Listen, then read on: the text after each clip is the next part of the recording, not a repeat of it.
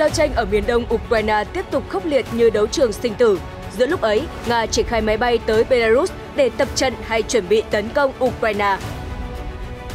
Đáng chú ý, Nga vạch ra danh sách các vấn đề cần cải thiện sau gần 11 tháng xung đột với Ukraine. Trong khi đó, Ukraine tập trung vắt kiệt sức lực quân đội Nga trên mặt trận Bakhmut. Theo Kiev, Nga buộc phải xây dựng 3 bệnh viện mới chỉ trong một tuần. Ở diễn biến khác, Hạ viện Mỹ bỏ phiếu thành lập Ủy ban Cạnh tranh Chiến lược Mỹ-Trung. Hàn Quốc kêu gọi hợp tác an ninh chặt chẽ hơn với Mỹ trước đe dọa của Triều Tiên. Đảo Đài Loan diễn tập khả năng sẵn sàng của lực lượng không quân trước kỳ lễ lớn. Đại sứ Trung Quốc tuyên bố tình hình dịch Covid-19 đang được kiểm soát, đại dịch sắp kết thúc. Tất cả sẽ được chúng tôi gửi đến quý vị ngay sau đây.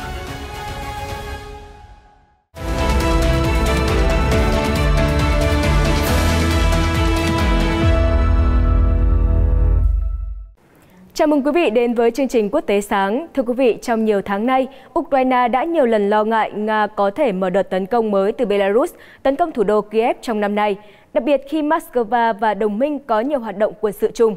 Tuy nhiên, theo đài NHK ngày 11 tháng 1, dẫn lời Bộ Quốc phòng Anh cho biết việc triển khai máy bay của Nga tới Belarus có thể là một cuộc tập trận thực sự, chứ không phải là sự chuẩn bị cho bất kỳ hoạt động tấn công Ukraine. Trong bản cập nhật mới nhất, Bộ này nói thêm, mặc dù Nga duy trì một số lượng lớn lực lượng ở Belarus, nhưng họ chủ yếu tham gia huấn luyện. Họ không có khả năng tạo thành một lực lượng tấn công đáng tin cậy, báo cáo cho biết thêm. Trước đó, đài Sky News ngày 10 tháng 1 dẫn lời một quan chức quân sự cấp cao của Mỹ cho biết, nước này chưa thấy bất kỳ bằng chứng nào cho thấy quân đội Belarus chuẩn bị triển khai ở Ukraine, bất chấp quân đội Nga và Belarus tiếp tục tập trận cùng nhau. Theo Reuters, Ukraine suốt nhiều tháng nay lo ngại Nga có thể mở đợt tiến công mới từ Belarus đánh xuống thủ đô Kiev trong mùa xuân hoặc mùa hè năm 2023. Tuy nhiên, Min khẳng định các nhiệm vụ tuần tra biên giới và tập trận với Nga chỉ nhằm mục đích phòng thủ.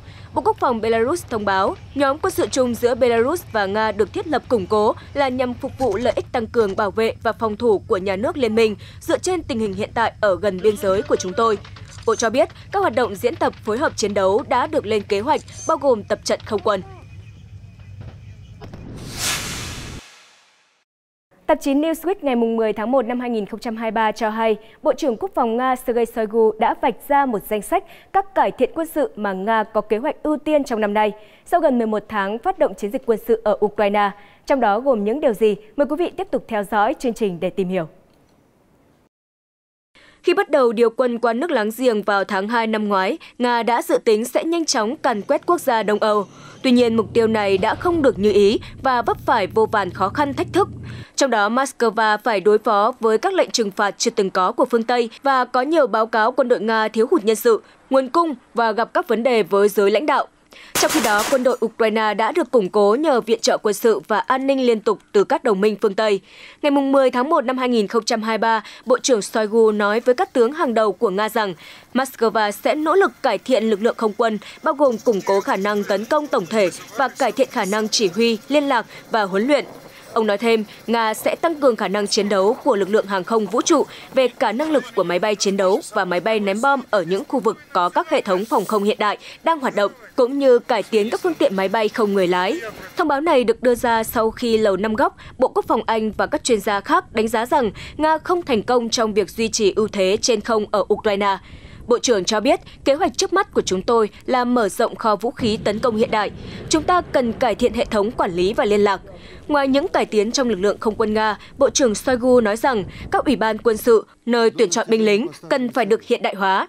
Liên quan đến các ủy ban quân sự, quan chức Nga nói rằng cần phải số hóa cơ sở dữ liệu, thiết lập tương tác với chính quyền địa phương và khu vực, cũng như ngành công nghiệp. Bên cạnh đó, Bộ trưởng Sergei Shoigu khẳng định Nga sẽ tiếp tục phát triển bộ ba vũ khí răn đe hạt nhân, gồm tên lửa đạn đạo, tàu ngầm và máy bay ném bom chiến lược. Ông nhấn mạnh các vũ khí này đóng vai trò cốt lõi để bảo vệ chủ quyền của đất nước. Tổng thống Nga Putin trước đó khẳng định bộ ba răn đe hạt nhân của Moscow liên tục được củng cố. Ông nói quân đội Nga đã triển khai nhiều vũ khí tối tân, không có đối thủ tương đồng trên thế giới. Giữa lúc ấy, Tổng thống Ukraine Volodymyr Zelensky nói rằng các đồng minh của ông có mọi thứ cần thiết để ngăn chặn sự gây hấn của Nga. Theo đài NHK ngày 11 tháng 1, tuyên bố của ông được đưa ra giữa lúc có nhiều nước phương Tây đề nghị hỗ trợ thêm vũ khí cho Kiev. Theo NHK, Tổng thống Ukraine tiếp tục thúc đẩy các nước cung cấp cấp độ mới của thiết bị quân sự hiện đại. Ông nói rằng công cụ này là cần thiết khi Nga tập hợp lực lượng cho các cuộc tấn công mới. Theo TASS, chính phủ Anh đang xem xét khả năng chuyển giao một số xe tăng hạng nặng Challenger 2 cho Ukraine. Trong khi đó, Berlin cam kết sẽ gửi thêm vũ khí cho Kiev, theo đài CNN. Ngoài ra, theo các quan chức phương Tây, việc Kiev yêu cầu cung cấp 300 xe tăng nhằm xây dựng một lực lượng thiết giáp mạnh để theo đuổi chiến thắng trước Nga sau hơn 10 tháng xung đột không phải là một con số vô lý. Về vấn đề khí tài của Ukraine, TASS ngày 10 tháng 1 dẫn lời các quan chức phương Tây cảnh báo rằng Ukraine sẽ thất bại trong việc giành lại lãnh thổ quan trọng từ Nga nếu không tăng cường năng lực quân sự. Tuy nhiên, Phó Nguyên soái Không quân Hoàng gia Anh đã nghỉ hưu Sim Bell đã nói với Sky News hôm 10 tháng 1 rằng xe tăng Challenger 2 của nước này có thể không hữu ích đối với Ukraine bởi vì không dễ dàng để sử dụng chúng thành thạo. Cụ thể, ông giải thích thế nào, chúng tôi sẽ gửi đến quý vị trong phần tin sau đây. Theo lời ông, xe tăng chiến đấu chủ lực của quân đội Anh là Challenger 2 được đưa vào trang bị từ năm 1995 nhưng vẫn hoạt động khá hiệu quả. Tuy nhiên, khí tài này đòi hỏi quá trình huấn luyện phức tạp và kéo dài, nên ông Sembel nghi ngờ khả năng những cỗ xe này sẽ được chuyển giao cho Kiev. Ông nói, chúng được trang bị đầy đủ các thiết bị điện tử, thiết bị ngắm laser, máy nhắm mục tiêu. Tất cả những thứ này sẽ khiến quá trình huấn luyện trở nên phức tạp hơn. Theo ông Simbel, quân đội Kiev có thể sử dụng xe tăng do Liên Xô và Nga sản xuất mà không cần huấn luyện thêm và cũng có sẵn phụ tùng thay thế. Ngày 9 tháng 1, người phát ngôn của Thủ tướng Anh Rishi Sunak cho biết quyết định cuối cùng về việc cung cấp xe tăng cho Ukraine vẫn chưa được đưa ra. Ông từ chối bình luận về báo cáo cho rằng 10 xe tăng Challenger 2 có thể được bàn giao cho chính quyền Kiev. Theo Sputnik, giống như hầu hết các xe tăng chiến đấu chủ lực của phương Tây, Challenger 2 nặng hơn ít nhất 50% so với các loại xe tăng tương đương của Nga. Chúng cũng dài hơn và cao hơn đáng kể. So với xe tăng chủ lực của Nga, những chiếc Challenger 2 có vũ khí và vỏ giáp kém hơn, Sputnik News bình luận. Với lớp giáp phản ứng nổ và giáp bổ sung, xe tăng Challenger 2 nặng 74 tấn, nặng hơn đáng kể so với trọng lượng 48 tấn của xe tăng Nga T-90M đã chiến đấu ở Donbass. Không có chiếc Challenger 2 mới nào được sản xuất kể từ năm 2002, tức cách đây 21 năm. Bộ trưởng Quốc phòng Anh Ben Wallace vào tháng 3 năm 2021 tiết lộ rằng 148 trong số 227 xe tăng đang hoạt động của quân đội Anh sẽ được nâng cấp lên tiêu chuẩn kỹ thuật mới Challenger 3. Theo tạp chí Mỹ Newsweek, quân đội Ukraine đang sử dụng các loại xe tăng từ thời Liên Xô như T-7, đa phần lấy từ kho dự trữ của Ukraine, nhưng cũng có một số chiếc do các nước đồng minh viện trợ sau ngày 24 tháng 2 năm ngoái. Lực lượng Nga cũng chủ yếu sử dụng xe tăng từ thời chiến tranh lạnh. Chuyên gia Glenn Grant, một nhà phân tích quân sự của Tổ chức An ninh Baltic cho biết, xe tăng Challenger 2 của Anh là những con quái vật đáng sợ. Chúng to hơn và gây nguy hiểm lớn hơn so với những xe tăng thời Liên Xô. Chuyên gia cho rằng Challenger 2 sẽ phát huy hiệu quả tối đa khi tác chiến theo nhóm thay vì chiến đấu riêng lẻ. Theo chuyên gia, nếu như London cung cấp cho Kiev xe tăng Challenger 2 thì cũng nên huấn luyện binh sĩ Ukraine cách chiến đấu theo nhóm để tạo được sức công phá mạnh. Moscow cảnh báo việc phương Tây bơm vũ khí cho Ukraine sẽ khiến xung đột thêm khốc liệt và kéo dài. Theo tờ Pravda, ngày 10 tháng 1, các lực lượng vũ trang Ukraine đang tập trung làm cạn kiệt sức lực của quân đội Nga trên mặt trận Bakhmut. Do đó, ngay cả khi Nga đạt được những thành công, họ cũng sẽ vẫn đi đến thất bại. Tuyên bố được phát ngôn viên của lực lượng phía đông của quân đội Ukraine đưa ra sau khi giao tranh ở thành trì này ghi nhận nhiều bước ngoặt. Cụ thể, ông Serhiy Cherevati nói, những người bảo vệ Soledar hiện đang làm mọi thứ để làm đối phương kiệt sức, giảm tiềm năng của họ càng nhiều càng tốt, để ngay cả một số thành công chiến thuật nhỏ của họ cũng sẽ dẫn đến mọi thất bại lớn. Trong khi đó, theo TASS đưa tin, giám đốc công ty quân sự tư nhân Wagner Yevgeny Prigozhin tối ngày 10 tháng 1 năm 2023 cho biết, thành phố Soledar, nơi xảy ra giao tranh dữ dội trong vài ngày qua, đã được kiểm soát bởi các lực lượng lính đánh thuê của Nga. Các đơn vị của công ty quân sự tư nhân Wagner đã kiểm soát toàn bộ lãnh thổ của Soledar. Trung tâm thành phố đã bị bao vây và giao tranh trong đô thị đang diễn ra. Số lượng tù binh sẽ được công bố vào ngày mai, lãnh đạo Wagner thông báo trên mạng xã hội Telegram. Ngoài ra, người đứng đầu Cộng hòa Nhân dân Donetsk tự xưng DPR, ông Denis Pushilin cho biết cả Soledar và Bakhmut đều sắp được giải phóng. Ông nói thêm rằng giao tranh ác liệt vẫn đang diễn ra tại các khu vực này. Theo Reuters, nếu nắm giữ Soledad và các mỏ muối khổng lồ ở thành phố này, đó sẽ là sự thành công mang tính biểu tượng, hơn nữa có giá trị về quân sự và thương mại đối với Moscow. Tuy nhiên, Reuters cho biết tình hình xung quanh Soledad thay đổi rất nhanh. Cũng liên quan đến quan hệ giữa Kiev và Moscow, Cơ quan An ninh Ukraine cho biết đã vạch trần hơn 600 đặc vụ và gián điệp Nga kể từ xung đột nổ ra, đài NHK ngày 10 tháng 1 đưa tin. Trong một bản cập nhật trên Telegram, Cơ quan An ninh Ukraine được gọi là SBU thông báo hơn 340 bị cáo đã phải đối mặt với tòa án. Cơ quan này nói thêm, các đặc vụ và gián điệp đã tiến hành các hoạt động tình báo và âm mưu lật đổ chống lại Ukraine. Một số điệp viên thậm chí đã chuẩn bị cho việc tiêu diệt Bộ trưởng Quốc phòng và xếp Tổng cục Tình báo, cũng như một nhà hoạt động nổi tiếng người Ukraine, theo SBU. Một cựu lãnh đạo thành phố Mykolaiv ở miền nam Ukraine cũng bị vạch mặt vì tự nguyện giúp đỡ kẻ thù bằng cách chuyển thông tin về tù binh của Nga cho cơ quan đặc nhiệm Nga. Một công dân Nga đến Ukraine vào tháng 1 năm ngoái cũng bị bắt giữ. SBU cho biết tên này được giao nhiệm vụ tạo ra một mạng lưới đặc vụ rộng lớn để thu thập thông tin tình báo và thực hiện phá hoại ở các khu vực phía Tây. Ngoài ra, một gián điệp khác cũng đã bị bắt giữ. Theo SBU, tên này là công dân Belarus và đã thu thập thông tin về việc triển khai và di chuyển của lực lượng Ukraine ở phía Tây Bắc. Đáng chú ý, Ukraine hôm 10 tháng 1 cho biết khi những tổn thất của Nga tiếp tục tăng ở Ukraine, quân đội của họ buộc phải xây dựng 3 bệnh viện mới chỉ trong một tuần, theo tạp chí Newsweek đưa tin. Kiev ngày thứ Ba thông báo có hơn 112.000 lính Nga đã thiệt mạng trong cuộc xung đột. Newsweek chưa thể xác minh con số này. Trong một bản cập nhật hàng ngày, Bộ Tổng tham mưu lực lượng vũ trang Ukraine tuyên bố Nga đã xây dựng 3 bệnh viện mới nhằm nỗ lực đối phó với số ca thương vong ngày càng tăng trong quân đội, do các bệnh viện khác đã hết phòng điều trị cho các binh sĩ bị thương. Đối phương tiếp tục chịu tổn thất. Theo thông tin có được, các bệnh viện ở thành phố Berdyansk đã vượt quá khả năng tiếp nhận những người bị thương. Điều này khiến lực lượng Nga phải thành lập thêm 3 bệnh viện quân sự trên trong tuần qua, tạp chí Newsweek trích dẫn tuyên bố cho hay. Thông tin về các bệnh viện này, bao gồm phạm vi và vị trí vẫn chưa được công bố.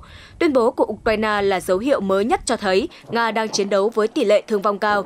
Hiện Nga chưa xác nhận về sự hiện diện của các cơ sở này, cũng như chưa bình luận về các nhận định trên của Ukraine.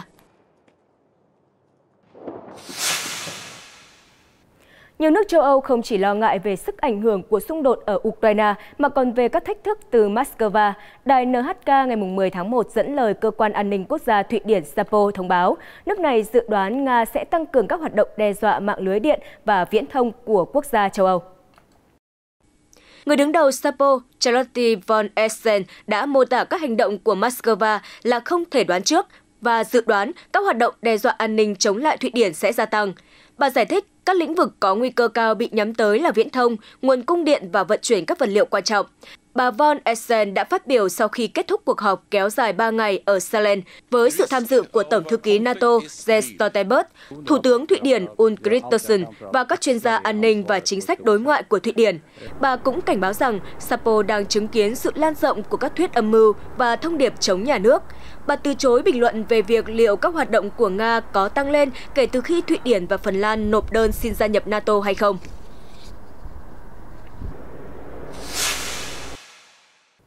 Chuyển sang tình hình các khu vực khác, Reuters ngày 11 tháng 1 đưa tin Hạ viện Mỹ đã bỏ phiếu để thành lập một ủy ban chuyên trách việc cạnh tranh với Trung Quốc.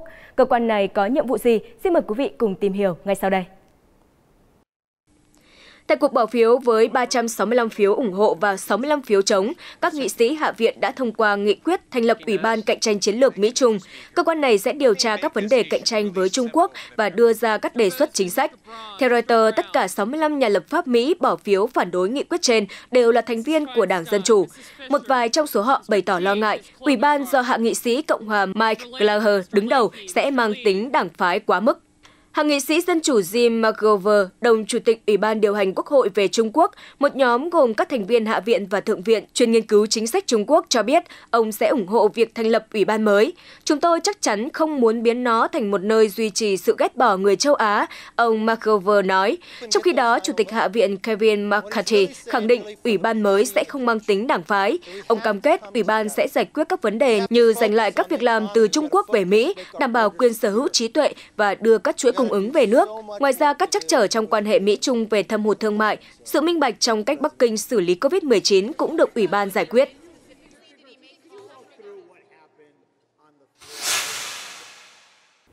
Triều Tiên đã tiến hành số vụ thử tên lửa đạn đạo kỷ lục vào năm ngoái. Nhiều nhà phân tích còn dự đoán Bình Nhưỡng có thể tiến hành một vụ thử hạt nhân trong năm nay. Trong tình hình đó, Tổng thống Hàn Quốc Yoon Suk-yeol hôm 11 tháng 1 kêu gọi hợp tác an ninh chặt chẽ hơn với Mỹ để chống lại các mối đe dọa hạt nhân và tên lửa của Triều Tiên.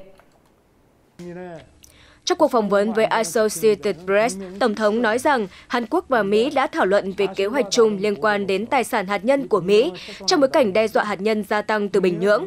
Theo nhà lãnh đạo Hàn Quốc, các cuộc thảo luận với Washington bao gồm nội dung diễn tập theo tình huống giả lập, mô phỏng máy tính và tập trận liên quan đến vũ khí hạt nhân. Đề cập hành động gần đây của Triều Tiên, Tổng thống Yoon nói, Bình Nhưỡng có thể có lý do của riêng mình, nhưng không có cách nào để đất nước chúng tôi hay bất kỳ quốc gia nào khác biết chính xác lý do tại sao họ lại có các hành động như vậy. Những hành động đó càng khiến chúng tôi tăng cường khả năng ứng phó an ninh cũng như tăng cường hợp tác giữa Hàn Quốc, Mỹ và Nhật Bản. Triều Tiên đã tiến hành số vụ thử tên lửa đạn kỷ lục vào năm ngoái. Nhiều nhà phân tích còn dự đoán Bình Nhưỡng có thể tiến hành một vụ thử hạt nhân trong năm nay. Tháng trước, 5 máy bay không người lái UAV của Triều Tiên đã xâm nhập không phận Seoul. Quân đội Hàn Quốc đã cố gắng bắn hạ chúng, song không làm được điều này. Trước tình hình này, một nguồn tin quốc phòng nói với hãng tin Yonhap ngày 8 tháng 1, quân đội Hàn Quốc đang xem xét mua một mắt điện của Israel nhằm tăng cường khả năng phát hiện các UAV cỡ nhỏ của Triều Tiên. Theo nguồn tin quốc phòng, để tăng cường hệ thống phòng thủ không phận, quân đội đang xem xét thúc đẩy việc nhanh chóng mua lại hệ thống Sky Spotter.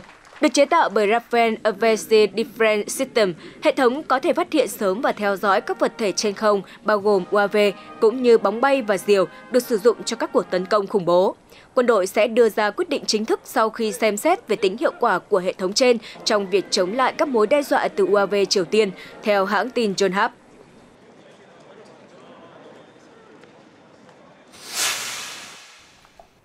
Lực lượng không quân của đảo Đài Loan ngày 11 tháng 1 đã tiến hành diễn tập quân sự, thể hiện sự sẵn sàng quân sự nhằm bảo vệ không phận của hòn đảo. Đây là hoạt động thường niên diễn ra trước kỳ nghỉ Tết Nguyên đán.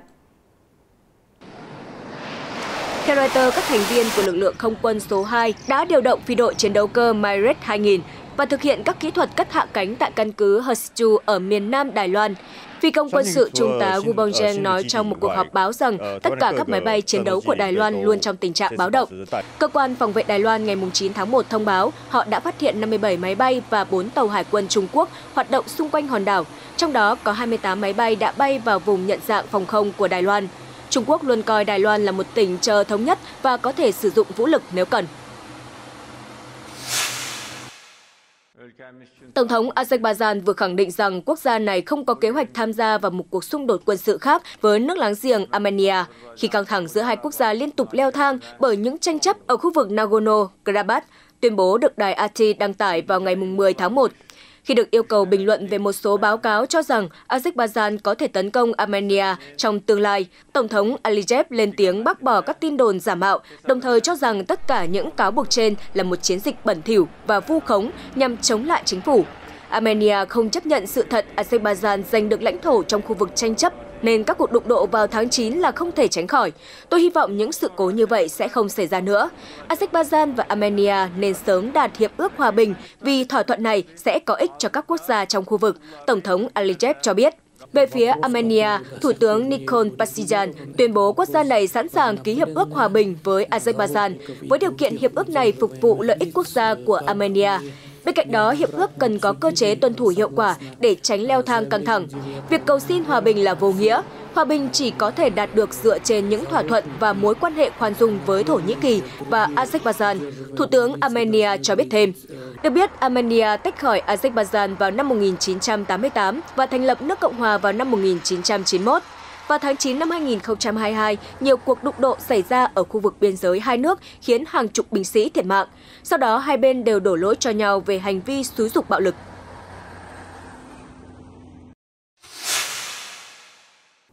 Một số tin tức đáng quan tâm khác, Đại sứ Trung Quốc tại Nga, ông Trương Hán Huy nói với thông tấn TASS rằng tình hình dịch tễ ở Trung Quốc vẫn có thể kiểm soát và dự đoán được, đồng thời dịch COVID-19 ở nước này sắp kết thúc. Đại sứ tuyên bố đánh giá sự phát triển của tình hình dịch tễ học ở Trung Quốc, có thể kết luận rằng mọi diễn biến có thể dự đoán và kiểm soát được. Chiến thắng hoàn toàn trước đại dịch đang đến gần và chúng tôi tin rằng chính sách chống virus corona được tối ưu hóa của Trung Quốc có triển vọng tốt. Theo lời của nhà ngoại giao, thực tế đã cho thấy việc tối ưu hóa các biện pháp dịch tễ học của Trung Quốc đã được chứng minh một cách khoa học, kịp thời và cần thiết. Đại sứ nói thêm rằng, thủ đô Bắc Kinh là một trong những thành phố đầu tiên ở Trung Quốc, nơi làn sóng coronavirus đã qua đỉnh điểm và đô thị này đang dần trở lại nhịp sống và sản xuất bình thường. Khi Tết Nguyên đán đang đến gần, không khí lễ hội có thể cảm nhận được ở khắp mọi nơi trên đất nước chúng tôi. Mọi người đều mong được trở lại nhịp sống trước đại dịch càng sớm càng tốt, vị đại sứ chia sẻ. Reuters đưa tin các công ty dược phẩm tại Trung Quốc ngày 10 tháng 1 cho biết họ tự tin đáp ứng nhu cầu tăng đột biến đối với các loại thuốc liên quan đến COVID-19 trong bối cảnh số ca nhiễm gia tăng ở quốc gia 1,4 tỷ dân. Zhang Jiang, Phó Tổng Giám đốc của Tập đoàn Dược phẩm Juke, nói với các phóng viên khi đến thăm nhà máy, chúng tôi đã huy động tất cả nhân viên làm thêm ngoài giờ. Không chỉ bây giờ, chúng tôi sẽ tiếp tục trong kỳ nghỉ Tết Nguyên đán. Chúng tôi đã nói với các nhân viên rằng họ không được nghỉ. Tập đoàn cho biết họ cũng đã tăng sản lượng thuốc hạ sốt gấp 5 lần lên 1 triệu hộp mỗi ngày trong tháng qua. Một công ty dược phẩm khác, Beijing Double Grand Pharmaceutical Company, cho biết họ vẫn duy trì năng lực sản xuất cao. Lu Wenchao, Tổng Giám đốc của Beijing Double Grand, cho biết, đối với những sản phẩm như thế này, chúng tôi hoàn toàn có thể đáp ứng nhu cầu bằng cách mở rộng sản xuất trong vòng 1 quý. Cũng nói về đại dịch COVID-19, một ủy ban của Tổ chức Y tế Thế giới sẽ họp vào ngày 27 tháng 1 để xem xét liệu đại dịch còn gây ra tình trạng khẩn cấp toàn cầu hay không. Theo Reuters dẫn lời một phát ngôn viên cho biết ngày 10 tháng 1. Người phát ngôn của WHO Carla Dreyer đã xác nhận thời gian của cuộc họp tại một cuộc họp báo ở Geneva. Một số nhà khoa học hàng đầu và cố vấn của WHO cho biết có thể còn quá sớm để tuyên bố kết thúc giai đoạn khẩn cấp của đại dịch COVID-19 vì mức độ lây nhiễm cao ở Trung Quốc. Trong khi đó, các quan chức của WHO kêu gọi các nước xem xét việc khuyến nghị hành khách đeo khẩu trang trên chuyến bay đường dài, trong bối cảnh biến thể phụ XBB.1.5 đang lây lan nhanh, theo Reuters. Các quan chức nói thêm, đây là biến thể phụ của Omicron, dễ lây lan nhất từ trước tới nay. Biến thể này chiếm 27,6% số ca mắc COVID-19 tại Mỹ trong tuần vừa qua. Tại châu Âu, BXX.1.5 được phát hiện với số lượng nhỏ nhưng ngày càng tăng.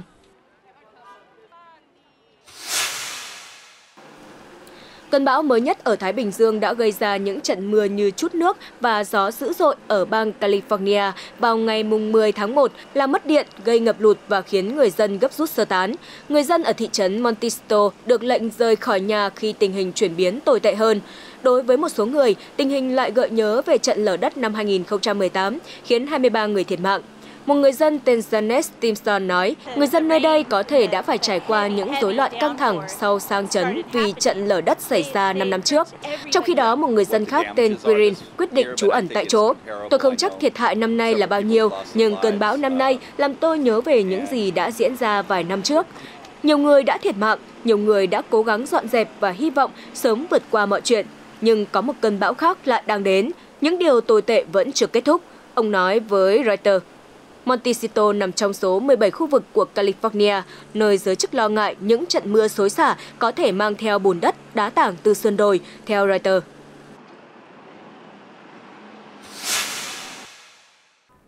Thưa quý vị, tại Dubai, ông chủ quán bar Richard Colling đã thở phào nhẹ nhõm khi nhìn thấy khách hàng đổ xô đến cửa tiệm trên tầng thượng của mình, nơi họ có thể nhìn ngắm hoàng hôn lãng mạn ở vùng vịnh và nhấp một ly cocktail mát lạnh.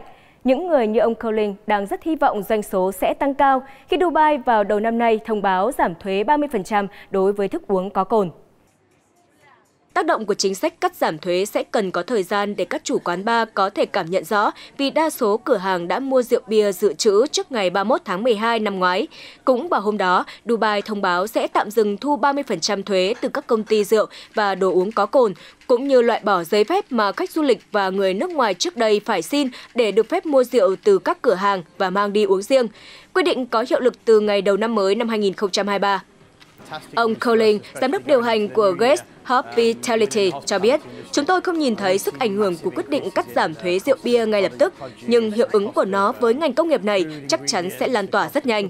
Ông nói thêm, đó là một tin tức tuyệt vời, đặc biệt là khi ngành nhà hàng khách sạn đón năm 2023 với hàng loạt hóa đơn khổng lồ. Chi phí chế biến, nguyên liệu thức ăn, dầu ăn và năng lượng đều tăng vọt trong 12 tháng qua. Trước khi Dubai giảm thuế 30% cho đồ uống có cồn, nhiều du khách đã đổ xô đến thành phố này để được trải nghiệm phong cách sống xa hoa, sành điệu. Dubai được mệnh danh là kinh đô tiệc tùng của vùng vịnh, có lối sống phóng khoáng hơn so với những đô thị khác ở khu vực, theo Reuters. Dubai cũng là một trong những thành phố thu hút du khách nhất thế giới và mong muốn đón 25 triệu khách du lịch mỗi năm. Mục tiêu này có thể hoàn thành trước năm 2025. Vừa qua, Dubai đã sáp nhập các cơ quan phụ trách kinh tế và du lịch với nhau, một dấu hiệu thể hiện tầm quan trọng của ngành du lịch trong nền kinh tế. Dubai đã đón 7,1 triệu du khách trong nửa đầu năm 2022, tăng 183% so với cùng kỳ năm 2021, khi ngành công nghiệp không khói đã phục hồi nhanh chóng hậu khủng hoảng Covid-19. Chính quyền thành phố cho biết tỷ lệ lấp đầy các khách sạn đạt 74% trong cùng giai đoạn. Khách du lịch cũng phản ứng tích cực về quyết định giảm thuế mới của Dubai. Anh Filippo Palamara, một người Ý sinh sống ở Dubai cho biết, tôi nghĩ đó là một tin tức tuyệt vời. Tôi rất mong được giảm giá tại quán bar và nhà hàng trong thời gian tới. Những thông tin vừa rồi cũng đã khép lại chương trình Quốc tế sáng. Xin chân thành cảm ơn quý vị và các bạn đã quan tâm theo dõi. Xin kính chào tạm biệt và hẹn gặp lại.